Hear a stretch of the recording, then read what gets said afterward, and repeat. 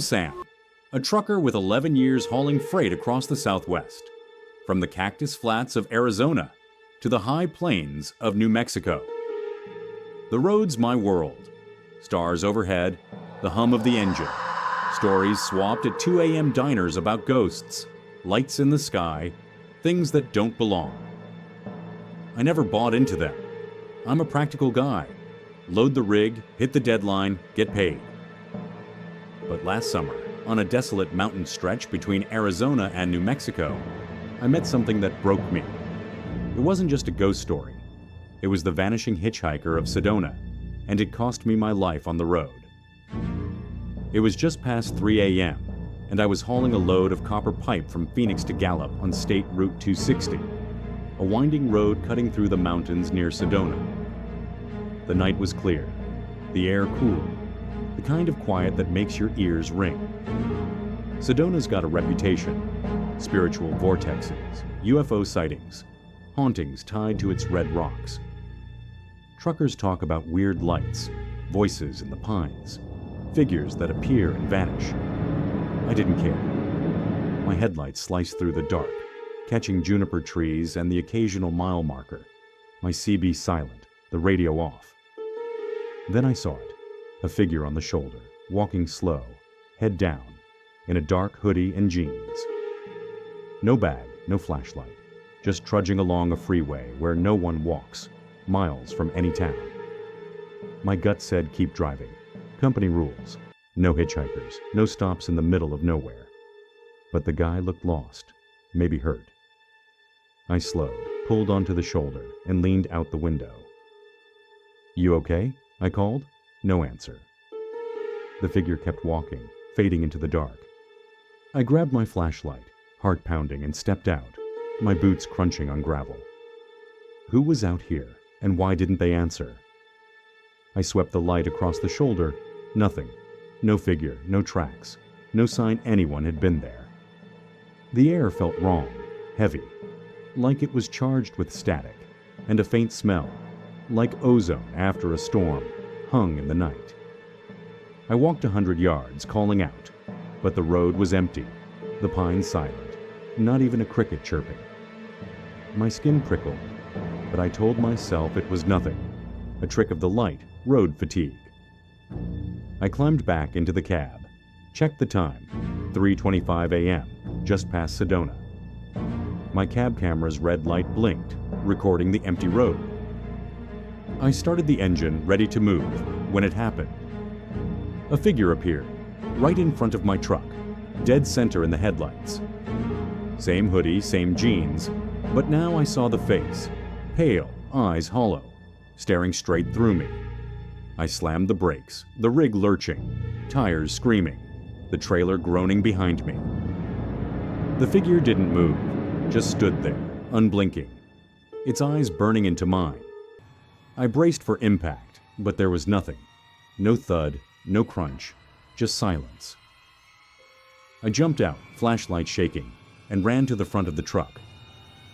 Where did they go, and why was there no impact? The grill was clean. No blood, no dents, no sign I'd hit anything. The road was empty, the asphalt unmarked, the pines looming like witnesses. I swept the light across the ditch, the trees, the shoulder, nothing. No body, no tracks, no proof anyone had been there. The ozone smell was stronger now, sharp and electric, and the air felt colder, like I'd stepped into a freezer. My CB crackled, though I hadn't touched it. A voice, low, hollow, not quite human, whispered, "Sam, don't leave." My name, my heart pounded. I yanked the plug, but the voice kept going, circling the cab. "Don't leave." I checked the side mirror, and my blood froze. Scratch marks, jagged, thin, like fingernails clawing for grip, etched the frosted glass, fresh and deep, glinting in the starlight. I hadn't stopped long, hadn't touched the mirror, but there they were, like someone had tried to hold on. I climbed back in, locked the door, and floored it, the rig roaring through the mountains. The figure's eyes burned into my mind. How did it know my name? and what made those marks. I didn't stop until I hit a truck stop in Winslow, its lot packed with rigs, the diner's neon sign buzzing like a lifeline. I stumbled inside, the smell of coffee and grease cutting through the ozone stench still clinging to me. The waitress, a woman with a name tag reading Rita, poured me a cup and eyed my face. "You look spooked," she said, her voice cautious. "You ever hear about anything weird on 260? I asked, my voice low. "Near Sedona, a hitchhiker who vanishes?" Her hand froze on the coffee pot. "The Sedona ghost," she whispered. "You saw it, didn't you?" She slid a napkin across the counter, a single word scrawled in pen. "Don't." She walked away, her eyes avoiding mine, like she was afraid to say more. What did Rita know, and why was she scared to talk? I checked my cab camera footage the next day, needing proof I hadn't lost it. The video showed the shoulder, my stop, the empty road, but no figure walking. Just static then, at 3:25 a.m., a flicker. The figure in front of the truck, hoodie up, eyes glowing white, gone in the next frame. The audio caught it.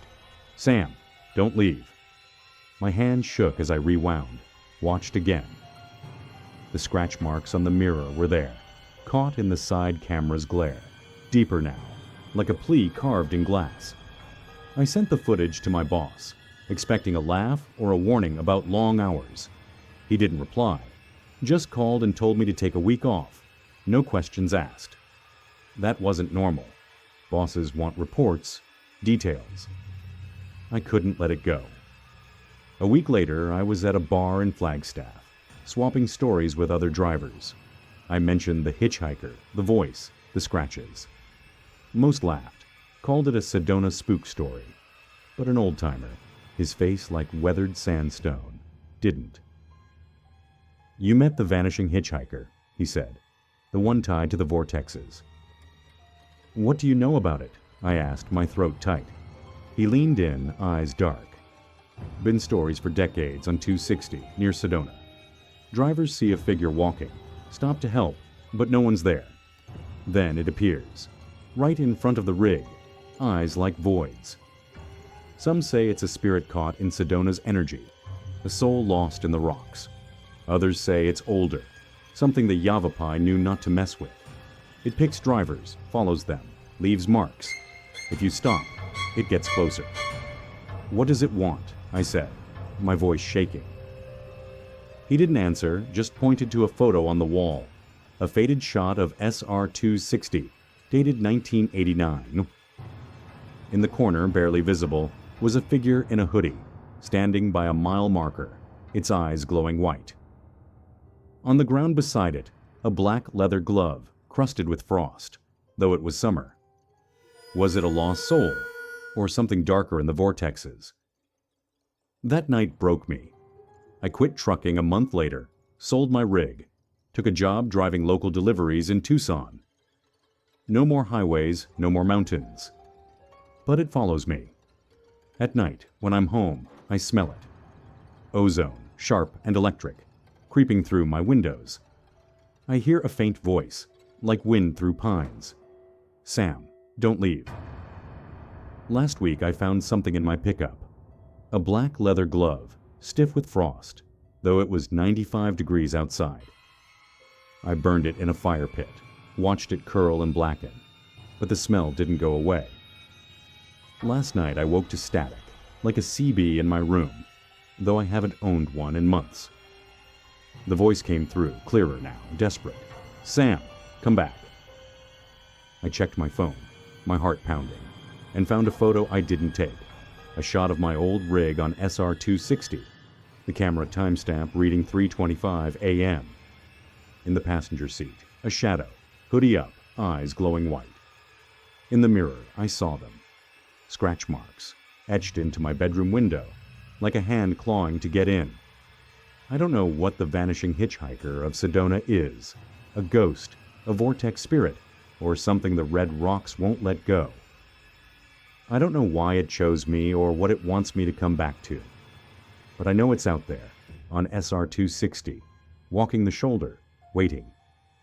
And I know if I ever drive through Sedona again, it'll find me, and this time it might not vanish.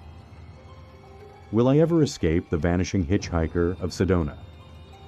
If this story gave you chills, hit like, subscribe, and turn on notifications. You never know what's coming next. I'm Vince, a trucker with 13 years hauling freight across the states, from the foggy hills of Oregon to the flatlands of Kansas. The road's got its own heartbeat, stories of ghosts, strange lights, things that rattle your rig in the dead of night. I've heard them all, usually over coffee at some 24-hour diner. And I'd chuckle, shake my head, keep driving. I'm a practical guy. Check the brakes, log the miles, get paid. But a year ago, on a quiet stretch of Pennsylvania back road, I lived one of those stories. It wasn't a ghost or a legend. It was banging, loud, violent from all sides. And it shook me so bad, I almost walked away from trucking for good. It was around 2:30 a.m., early spring, and I was hauling a load of steel coils from Pittsburgh to Harrisburg on a 2-lane road off I-80, somewhere near Clarion County. The night was cold, the kind that fogs your breath, with a thin mist curling off the pavement. The road was dead quiet, flanked by dense pines that swallowed the moonlight. I was beat, my eyes heavy. So when I saw 2 trailers parked on a wide shoulder, a gravel pull-off big enough for a few rigs, I eased in behind them, killed the engine, and set the brakes. No other lights, no cars, just me and those 2 rigs, their drivers probably sleeping in their cabs. I locked the doors, drew the curtains, and settled into the sleeper, ready for a quick nap. The air in the cab was still, smelling faintly of diesel and my leftover burger from a truck stop. My CB was off, the only sound the occasional creak of the trailer settling. Then it started, a single, sharp bang on the passenger door, like someone slammed a fist against the metal. Who was out there and why were they banging on my rig? I shot upright, heart racing, and grabbed the baseball bat I kept under the bunk. I peered through the curtain, expecting to see some drunk or a thief messing with my rig. Nothing. Just the gravel shoulder, the 2 trailers ahead, and the pines looming in the mist. The streetlight nearby flickered, casting long shadows, but no one was there. No footprints, no movement. I checked the mirrors. Empty. My breath fogged the window, the cab suddenly colder, like the heat had died. I told myself it was a branch, maybe an animal, but my gut didn't buy it. Then it came again, bang, bang, bang on the driver's side now, harder, like someone was trying to break in. The whole rig shook, the curtains swaying. I lunged to the window, bat raised and yanked the curtain back. Nothing, no one, just the same empty shoulder, the same mist, the same pines. My hands shook, the bat heavy in my grip. The smell in the cab shifted. Diesel gave way to something wet, like damp earth or mildew, thick enough to taste. How was the banging moving sides? And what was that smell? Before I could think, it hit again. Both doors at once, a deafening barrage, like a dozen fists pounding in unison. The rig rocked. The curtains tore open, flapping like they'd been yanked.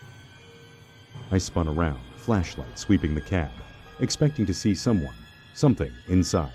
Empty. Just my bunk, my thermos, my logbook scattered on the floor from the shaking. The banging stopped, sudden as it started, leaving a silence so heavy it pressed on my chest. My ears rang, my breath coming in gasps. I checked the mirrors again. Nothing. But in the side mirror, I saw it. Scratch marks, jagged and deep, etched into the frosted glass, like claws raking the metal. I froze, my flashlight beam trembling on the marks. They weren't there before. I'd checked the rig at my last stop. The cold deepened, my breath visible now, and that mildew smell grew stronger, like a basement left to rot. Then I heard it. Engines. The two rigs ahead roared to life, their headlights flaring, and they pulled out fast, tires spitting gravel, like their drivers were running from something. I didn't wait. I fired up my rig, the engine growling, and peeled out, the banging echoing in my head. What scared those other drivers, and what left those marks? I didn't stop until I hit a truck stop outside Brookville, its lot packed with rigs, the diner's neon sign glowing like a sanctuary. I stumbled inside, the smell of coffee and hash browns cutting through the mildew stench still clinging to my jacket. The waitress, a woman with a name tag reading Darlene, poured me a cup and eyed my face. "You look like you've seen the devil," she said, her voice low. "You ever hear about anything weird off I-80? I asked, barely above a whisper. "Near Clarion, banging on rigs. No one there?" Her hand froze on the coffee pot. "The Clarion knock," she whispered. "You felt it, didn't you?" She slid a napkin across the counter, a single word scrawled in pen. "Don't." She walked away, her eyes avoiding mine, like she was afraid to say more. What was the Clarion knock, and why was Darlene scared? I checked my cab camera footage the next day, needing proof I wasn't losing it. The video showed the pull-off, the two trailers ahead, the mist curl under the streetlight. At 2:32 a.m., the audio spiked, loud, rhythmic banging, the rig's interior shaking, curtains flapping open. But the outside cameras showed nothing. No figures, no movement, just empty gravel and pines. Then at 2:34 a.m., a flicker in the cab feed. A shadow, blurred, humanoid, in the sleeper for a split second, gone when I rewound. The scratch marks on the mirror were there, caught in the side camera's glare, deeper now, like a warning carved in glass. I sent the footage to my boss, expecting a laugh or a lecture about staying alert. He didn't reply, just called and told me to take a few days off, no questions asked. That wasn't normal. Bosses want paperwork, explanations. A week later, I was at a bar in Dubois, swapping stories with other drivers. I mentioned the banging, the scratches, the rigs pulling out. Most shrugged, called it road nerves. But an old-timer, his face like cracked leather, didn't. "You got the Clarion knock," he said. "It's been out there for years." "What do you know about it?" I asked, my throat tight. He leaned in, eyes dark. "Since the 70s, drivers on that stretch near Clarion get it. Banging on their rigs, no one there, scratches left behind. Some say it's a ghost, a trucker killed in a wreck, angry at the living. Others say it's older, something in the pines that don't like us stopping. The other drivers you saw. They felt it too. It picks a rig, shakes it, marks it, then moves on. If you stay, it gets inside." "What does it want?" I said, my voice shaking. He didn't answer, just pointed to a photo on the wall, a faded shot of a Clarion County back road, dated 1978. In the corner, barely visible, was a shadow, tall, blurred, standing in the pines, its eyes glowing white. On the ground beside it, a black leather glove, crusted with frost, though it was summer. Was it a ghost, or something the pines wouldn't let go? I don't stop on that stretch anymore, not off I-80, not near Clarion. I drive straight through, no matter how tired I am, no matter how heavy my eyes get. But it follows me. At night when I'm parked, I smell it. Mildew, wet and heavy, seeping into the cab. I hear it, faint bangs, like fists on metal, echoing from nowhere. Last week I found something under my bunk, a black leather glove, stiff with frost, though it was 75 degrees outside. I burned it in a fire pit, watched it curl and blacken, but the smell didn't go away. Last night I was parked in Ohio, miles from Pennsylvania. My CB crackled, though it was unplugged, and a voice, low, hollow, whispered, "Vince, stay." I checked the camera feed, my heart pounding, and there it was, the sleeper, empty, but a shadow flickered, tall and blurred, gone in a blink. In the mirror, I saw them. Scratch marks, deeper now, etched into the glass like a claim. The banging started again, faint but growing, on all sides, shaking the rig. I don't know what the clarion knock is, a ghost, a spirit, or something the pines keep caged. I don't know why it chose me, or what it wants me to stay for. But I know it's out there, on that clarion back road, waiting by the shoulder, watching. And I know if I ever stop there again, it'll get inside, and this time, it might not let me go. Will I ever escape the terrifying banging from all sides? If this story gave you chills, hit like, subscribe, and turn on notifications. You never know what's coming next.